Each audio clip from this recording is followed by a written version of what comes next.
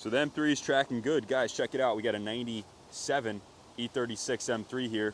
Ray, what's the scoop with this thing?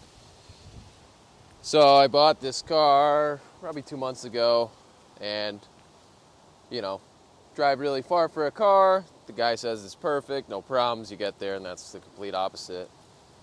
It was overheating on the test ride, which is great. I assume he overheated it before I got there as well. It was lacking power, didn't feel good at all. Just overall, just didn't feel right. The motor sounded not right.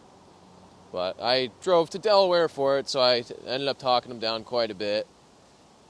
But brought it home and compression tested it first thing, and really bad compression. The 1 and 2 were like 140, 3 and 4 were good, 190, and then 5 and 6 were 160. So I laid down, tested it. The 2 middle cylinders were perfect. The other 4 were shot. So that's pretty much pointing to the head gasket and ripping the head off. That's what it was. So sent the head out, had everything done. Just did a stock head gasket. All the Vano stuff was fresh. I did check the rod bearings. They were all brand new, like he said. And I basically just reassembled it and just, fixed every other thing that was wrong with it and cleaned up the wiring. All the wiring was completely hacked. There was just really, really bad things everywhere. So I basically gutted it and just fixed every single thing and tried to route it pretty clean. The car is not finished, but I think I got the wiring to a spot where it's pretty decent. So if you're not into Euros, the E36 M3 was produced from 95 to 99. And in 2001, the E46 M3 came up and it had this motor in it. So this is not the motor that came stock. The US E36 M3 came with a factory advertised, what was it, 240? 240. I believe 240 and 240. So it had one throttle body. It was heavily detuned from the European version. The E46 got what the E36 should have had from the factory, this high compression, straight 6 individual throttle bodies, dual sump, radical porting, just race motor that has become somewhat legendary. It's the last great naturally aspirated straight six from Munich, and this is one of the most desirable swaps, I would say. It's the best motor in the best chassis for these 3 Series cars, I would say. I agree. I mean, I haven't experienced every single possible motor that could be put in one of these, but these feel right. You know, people do LSs and everything else under the sun, but nothing pulls like one of these in this car with the noise they make. I mean, it's right. It feels right. Right. You get why OEM Plus exists. 100%. It's not like stuffing a big turbo LS in the car, and you know, you hear from guys that build cars like that, you know, they're like, it's ruined, it makes too much power, it's like, it's scary. Whereas this is almost a perfect match for the chassis.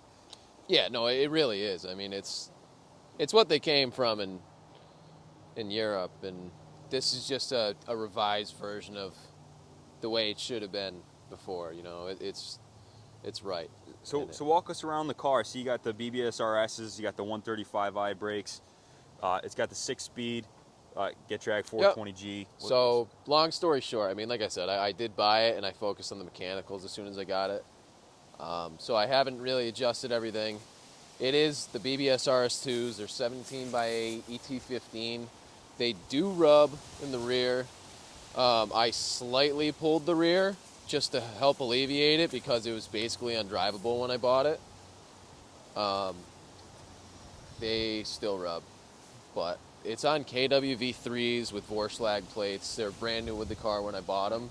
So I put those on. I haven't adjusted the height to exactly where I want it. The alignment's not done, but it still drives really nice.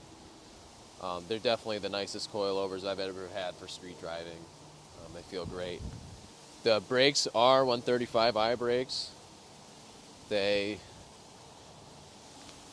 believe I was told the gold is from a 128 M Sport. I don't know if that is true or not. There is minimal clearance between the calipers and the wheels. And overall, I think they look pretty good though. This guy sold me a set of AC Schnitzers, which might end up on this eventually, Type 2s. But it's hard to decide when you have, when they both look really good. But as far as the engine goes, I mean, it's pretty much a stock motor. This is an Alibaba airbox, which again it came with. And yeah, it's got a Mishi oil cooler. It's all Z3M parts. The reservoir, all the shrouds, the radiator. It's a Z3M harness with Castle adapter harness. And the cluster as well is Z3. The cluster is Z3M, so it's all coded to match the car. Right, so that's a big the right deal. mileage. Yeah, if you run the stock E36 cluster, you can't get a working check engine light and some other. So what's nice about it is the car was sorted by a shop. Everything works with the cluster, instruments, air conditioning as well, right? All of it. Really nice. So it is all set. Yeah, no, I mean, it's all there. As far as the interior goes, it does have a pretty much perfect set of manual black Vaders. I mean, they are about as good as they get nowadays for not being recovered.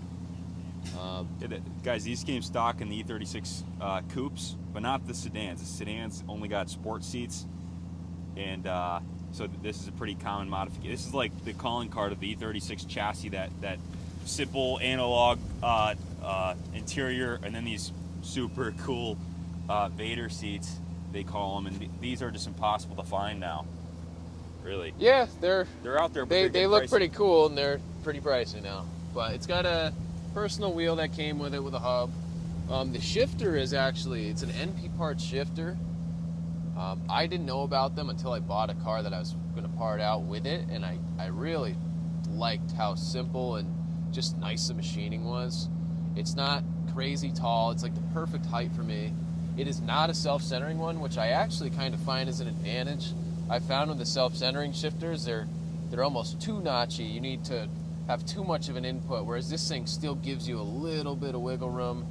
It really does help you not just get locked out of gears, and it just feels phenomenal.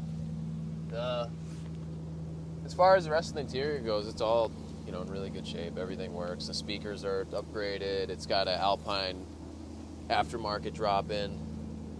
So it all feels good.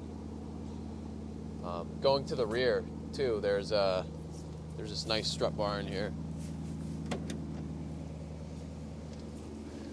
I'm not sure if it was custom or not. It was there when I purchased it, and it's pretty nice quality. Yeah, so guys, a big deal on these E36s, the rear strut towers blow out.